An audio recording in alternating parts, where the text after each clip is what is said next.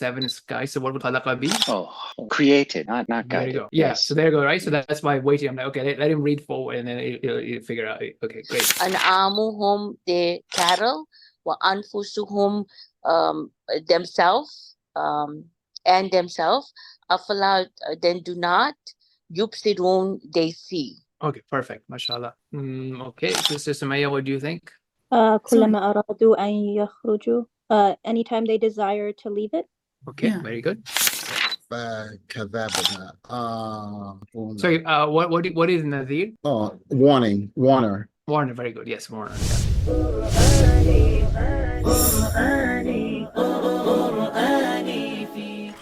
Now, this is the verse we will be starting with today. We completed this, and now we will be starting from Yudabbirul Amr, which is verse number 5. Okay, so as we focus on Yudabbir, so if you guys remember what we were saying yesterday, to identify different parts, right? So can you so we don't want to be looking at one word just like one chunk. If we can break it apart, that makes our job easier in terms of what we want to accomplish.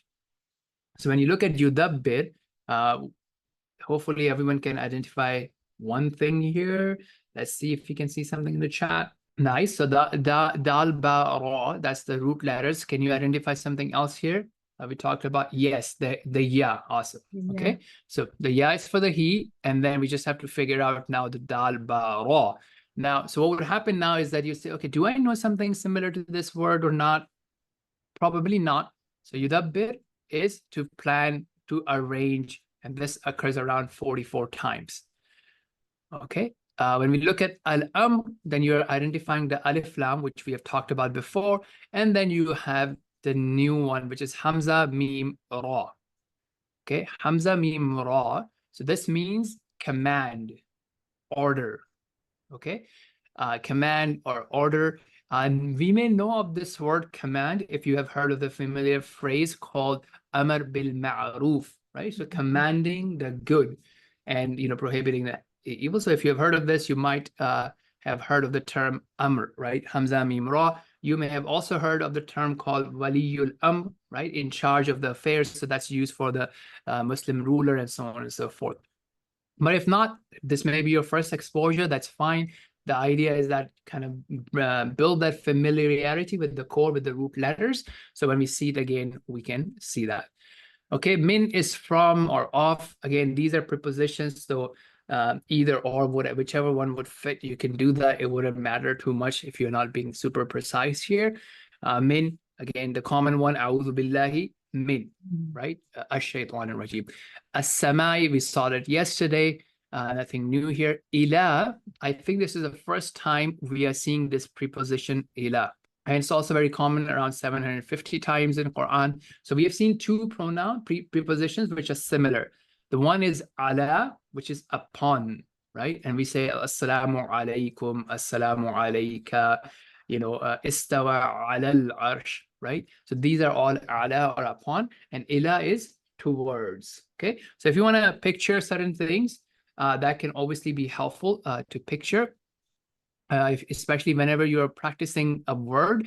Repetition is the key, and if you can practice, that would be useful as well, right? So for example, if we were to say that the cat jumped upon the stool, okay, so that would be upon ala, right? Or if we are saying ila, that's for destination, right? The cat walked from the bed to her food or towards her food, right? So that's when you will use ila. So again, just picturing something, some sort of a reel, some sort of a picture or some sort of a scene in your head will help you remember some of these words as well. So min as-samai ila al-ard, to the earth. So these are all repetition. Al-ard we saw yesterday, as-sama we also saw yesterday.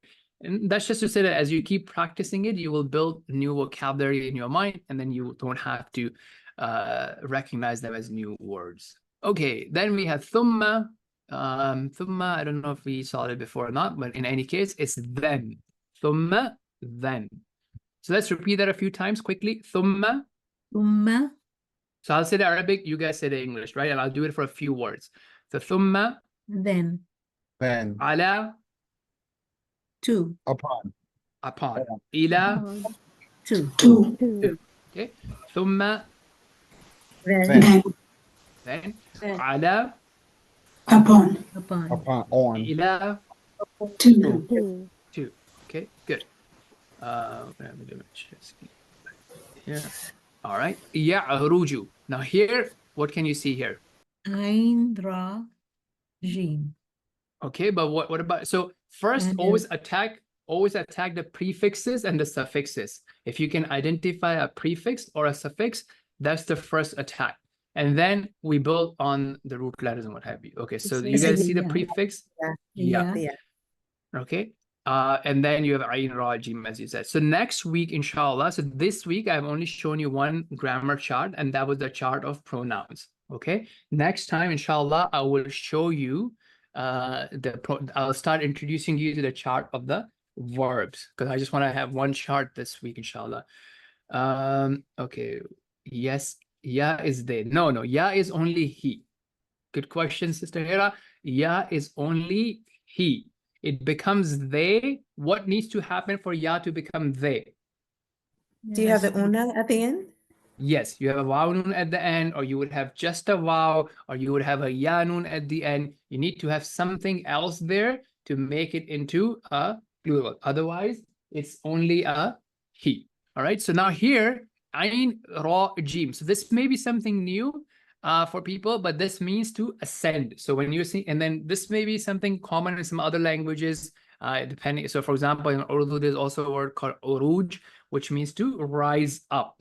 Anybody knows anyone with the name Uruj? That's a real name. There you go. Yes, right? So now you know that means to ascend, to rise up. Okay, so ya'ruju, to ascend, to rise up. Ilayhi.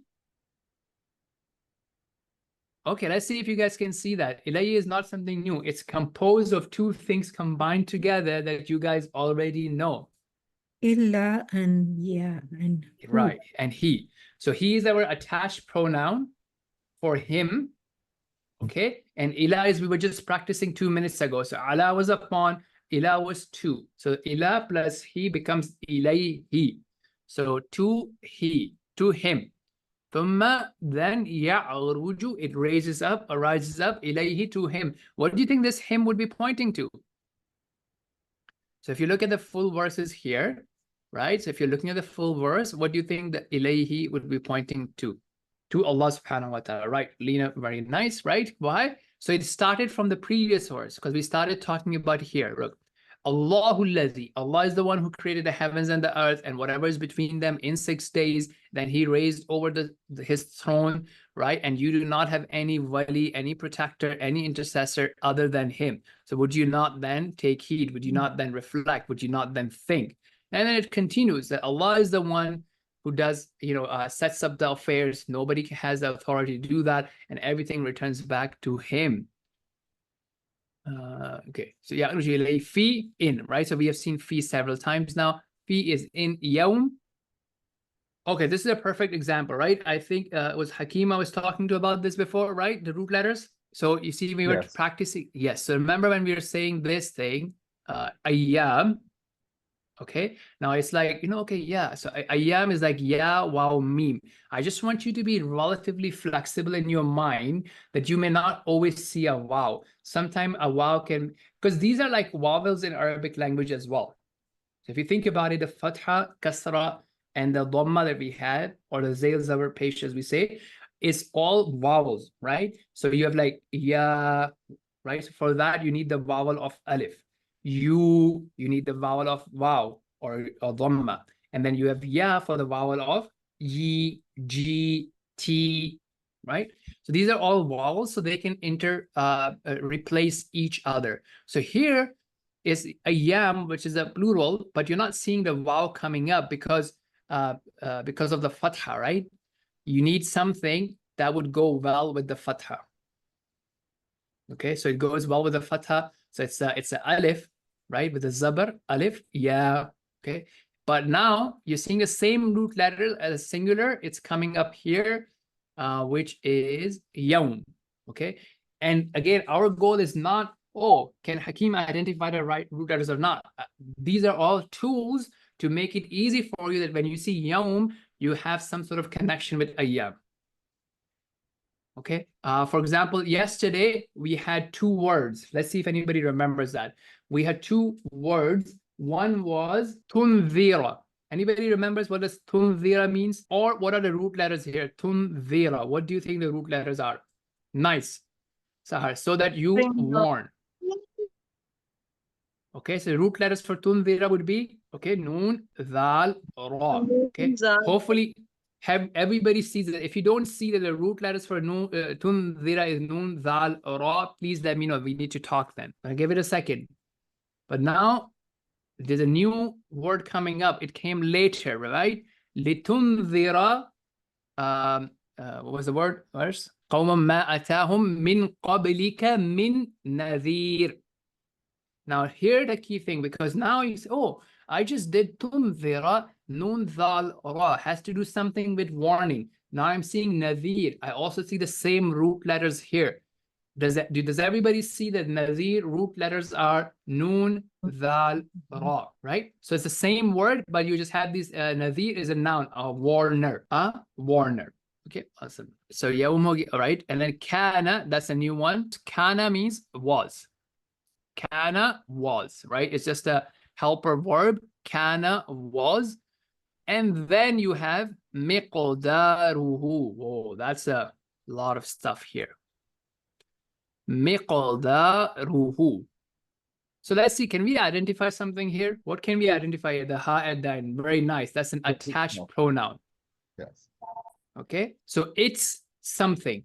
Right, so we know it's or his or him something. Okay, good. Now we just have to worry about the rest of the stuff. So the root letters seem to be obvious here, and that's why we are coloring it so that you can see it this way. The root letters are qaf, dal, ra. Okay, already said that here. Rashida said it. Nice. Qaf, dal, ra. And you may have heard of this word qadar, right? Qadarullah, or the 6 pillars of iman, the 6 pillars of faith. Qadar means destination, preordainment, measure, right? Destiny, decree. So miqdaruhu, its destination, its measure. Okay, now how do we know whose measure is this talking about? So referring back to Allah. No. No.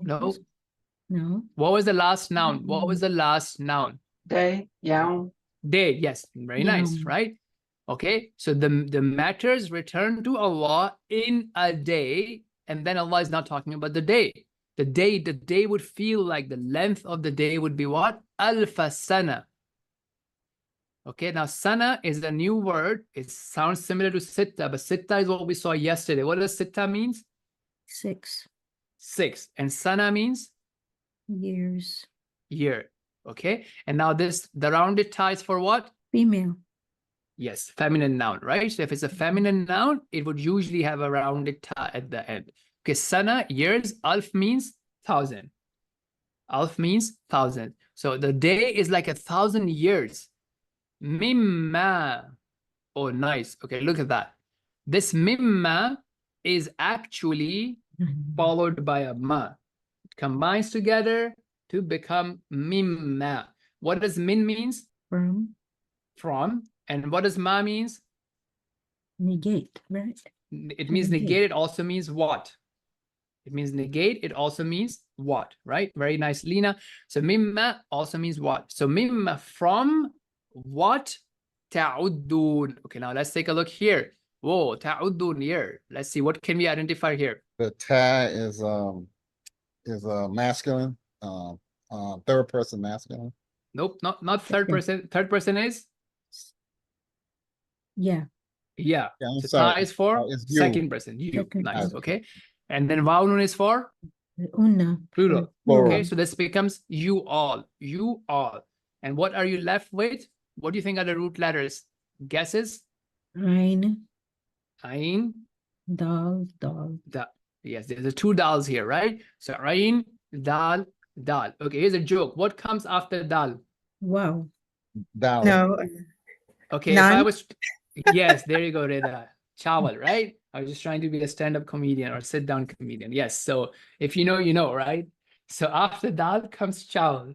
If you don't know, this is your homework, look it up. That's just a joke. Okay, so ta'uddun. So ayn dal dal, which is to count, adad, to count. Okay, ta'uddun. So the way you count a day, it's not gonna be like your regular day, quick summer day or quick winter day. No, it's gonna be a pretty long day, pretty heavy day, like 1,000 years. All right. So let's do a quick reflection. So yesterday we started, introducing quick reflection here. I know Ustad Wissam did a lot more after that. Gonna do my part here. So which was here, I think. All right. So these could be some reflection prompts. Right.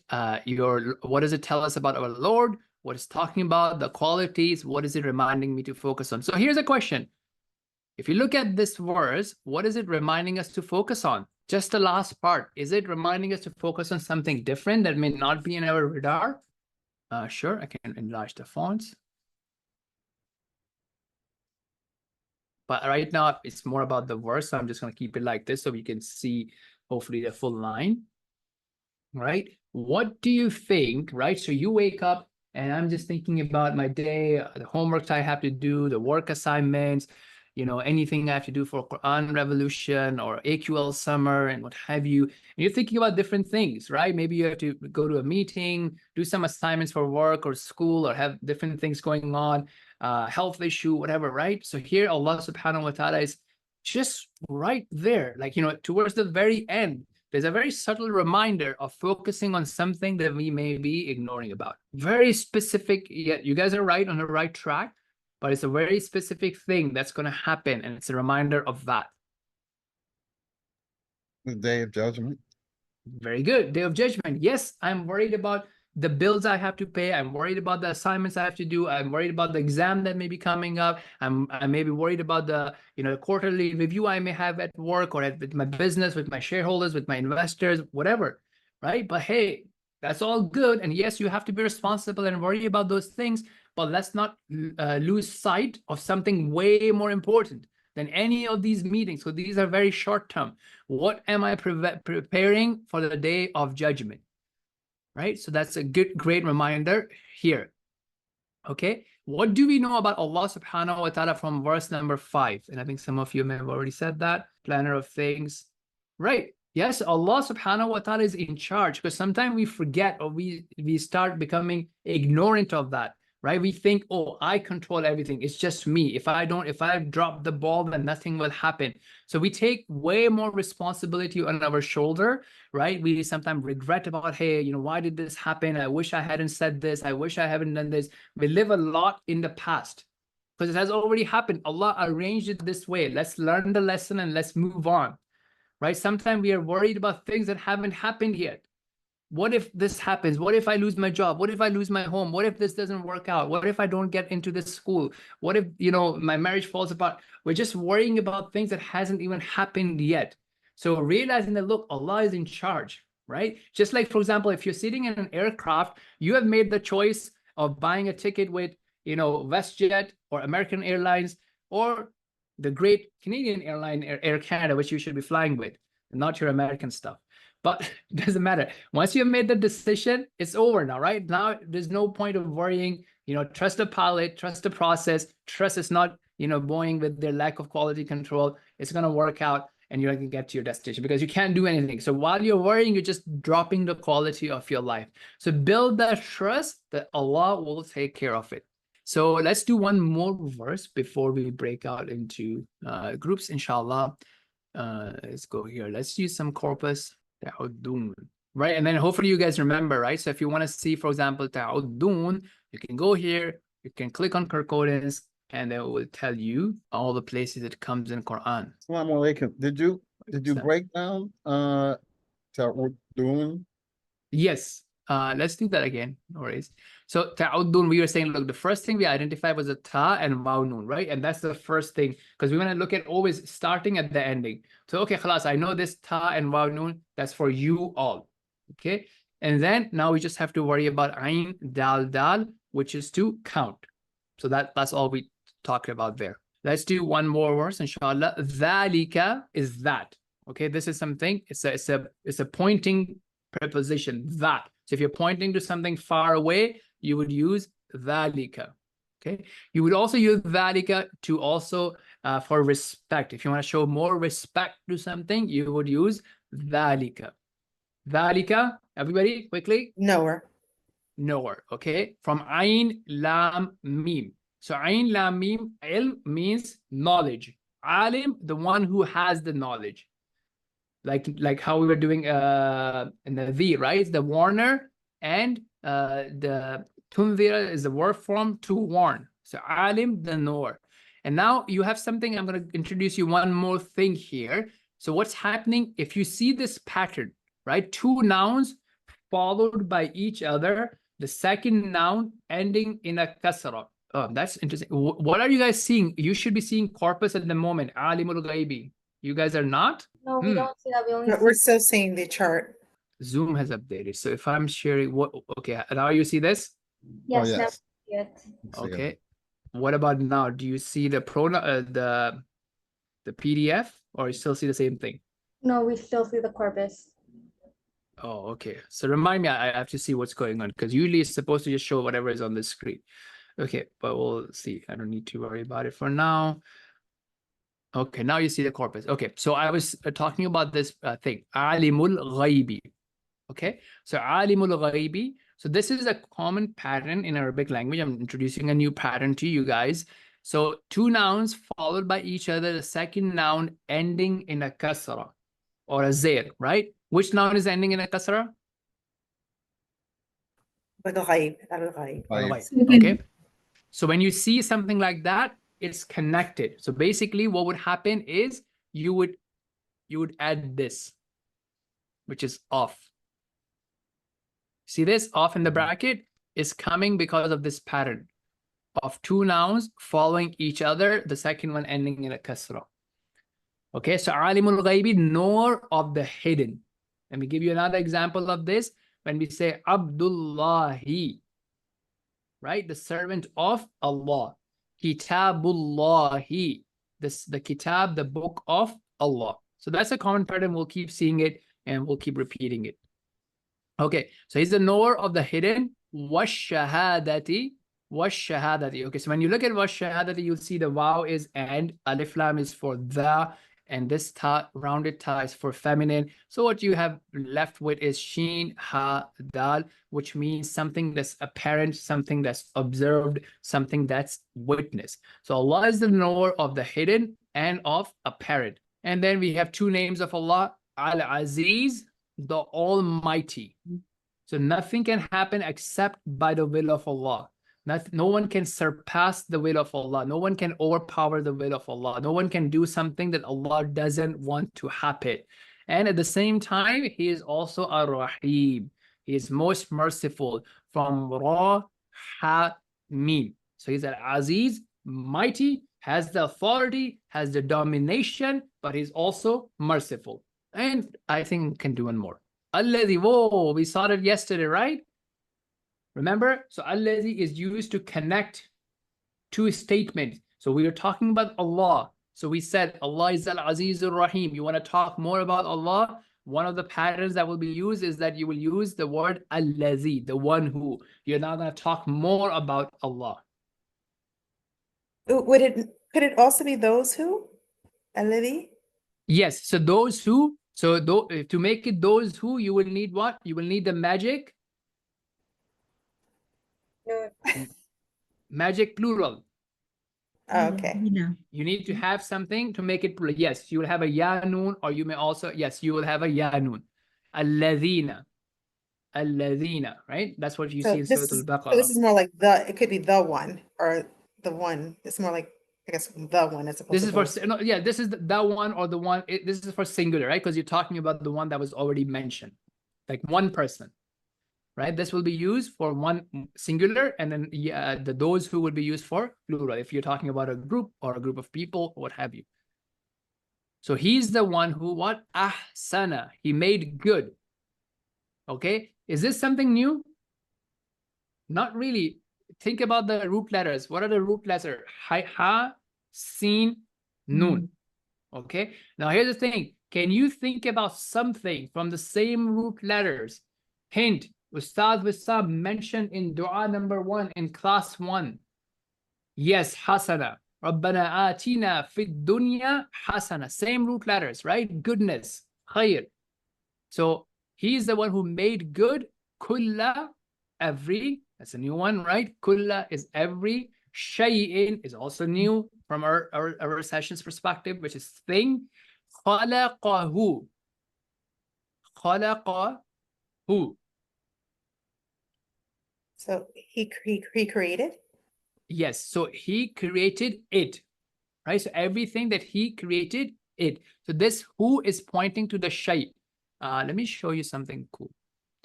So what would happen? How do I get? I think if I click on, let's say if I click on kulla, okay, or any of these, I think. Now what you would see here, it will take you to this stage. So, I want to see. I want to see. Let's say I want to see Arabic grammar. Nope. There's a thing which kind of shows you all these arrows. Okay, never mind. Maybe they don't have it for this one. Anyways, khalaqahu, this who is pointing to everything. So he has created everything, right? Whatever he has created, he has made good. Ahsana, made good. Kulla shayin khalaqahu. Whatever he created, he has made good. So this who is for, what is this who for? Remember? Okay, so this is an attached, right? Everybody agrees it's an attached pronoun. Attached pronouns are used for two purposes. Either it's a relationship or what's the other one? Possession. No, possession and relationship is same, right? So possession / relationship, and the other situation is you get nope. So think of he would make it easier, right? So I gave 3 sentences about the cat. Is it position or no? Possession. Him, yes. Okay, what was the example of a him? Singular. I'm just trying. No, but okay. So when we look at the pronoun he, right, it can serve 3 purposes, right? And we have 3 examples for the cat. I just fed him. Nice. Okay, what's happening? What is the him in this situation? What part of speech would you say it is? Who are you talking it to? It's like The cat. Who are you referring to? Like who is the direct okay. object? The direct object of the thing. Making me Object. No, it's not the subject. You're right there, Lena. Right there. It's not the subject. Who's the subject? And I just fed him. Who's the Cat. subject in the sentence? I just fed him. The cat. The I am. indirect object. So you have the subject and you have the am indirect subject. object. Right. indirect. So subject. So yes, And the it's cat is the object, right? the Object. Right on. Okay. So or you can think of it as a doer, right? So the one who's feeding is doing the action, the one who's being fed is the object, right? So attached pronouns would come in for object, right? That's fine. I mean, this is all this verb. I mean, the terminology doesn't matter, right? As long as we understand the concepts. So if something is an object of an action, then you'll use the attached pronoun. And if something is also a relationship, right? Like we talked about his toy, then you would also use attached pronoun. Everybody okay with that? So relationship / possession, his toy, his book, his cup, his table, right? This is relationship. An object, I fed him, I petted him, so on and so forth. Okay, so in this situation, the who is it a relationship or is it an object? An object. Object, very nice. Object. Okay, yeah. He Object, created right? it. Khalaqahu, he created it, right? So whatever he created, he made it good, right? So it's nothing that Allah created is bad or ugly or worse. It all has a purpose, all has a wisdom. Okay, وَبَدَأَ. Bada'a is to begin. That's a new verb. I don't think we have seen anything similar to that before. Bada'a, begin. Okay, now maybe some of you who has gone for Umrah, right? And remember Sheikh Wassam said 2024 Umrah for everyone here, Ameen, right? So what bada'a, so we say this actually when you are going to Safa and Marwa, we say what? Abda'a bima bada Allahu bih, right? So I'm starting from Safa, the mountain, because Allah started with that in the Quran, right? Which is Inna Safa wal Marwata. Okay, and a struggle makes you stronger, right? No pain, no gain. So if you are not struggling, in a way, you're like, man, why am I here? I'm not growing. I'm just revising stuff, right? So in a way, some struggle is also good. We want all of us to grow. I'm growing, right? I'm finding new ways of teaching things. So I'm developing and experimenting with new ways of explaining similar similar topics and techniques. So that's one of the things I'm also appreciating, that, hey, you know what? I'm finding new ways of saying the same thing. Okay, well, Bada, and he begin خلق الإنسان. Oh, now see, this is the power of root letters. خلق, he created. Mhm. Where did it go? Yes, khalaqa, he created, and khalq is a creation. So, but the key thing is to realize that, okay, this is something to do with creation.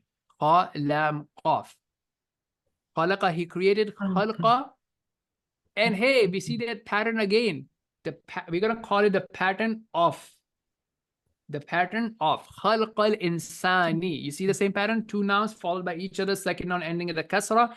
The creation of man, the creation of human. Min, from, teen, Mhm. clay. Yes, noun plus kasra. Yes, right on, Lena. Awesome.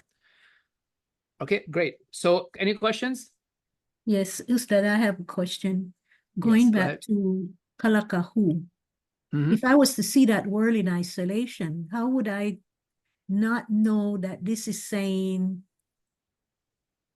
he created?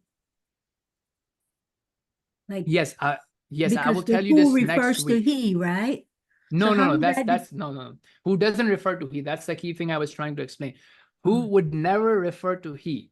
Oh, Who okay. would only be him or his? Yes, all right. Correct. Right? That's why we were saying it's only going to be a relationship or an object. Okay. And that's why the he in the English is a great example for that, because you can't see that distinction with the she, right? Because she is only her, Mhm. right? Her book, and I fed her, right? So that's a special thing with the he, because you see all these different forms.